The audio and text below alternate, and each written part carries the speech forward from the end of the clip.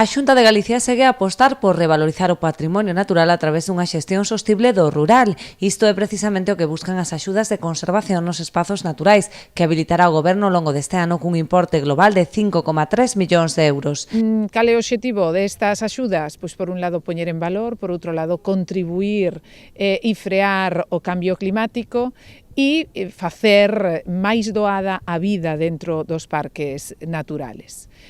Dende o día 12 ata o día 17 do mes de febreiro de novo saen 3 liñas de axudas por un valor de 5,2 millóns de euros. Van dirixidas por un lado a concellos e por outro lado a particulares, tamén a empresas que estén ou que teñan parques naturales. A conselleira efectuou o anuncio desta convocatoria nunha visita ao lugar de Casalnovo, enmarcado no Parque Natural de Corrubedo. Ali puido comprobar as melloras acometidas nos peches e cubertas de varias vivendas grazas ás axudas cofinanciadas polo Fondo Europeo Agrícola de Desenvolvemento Rural.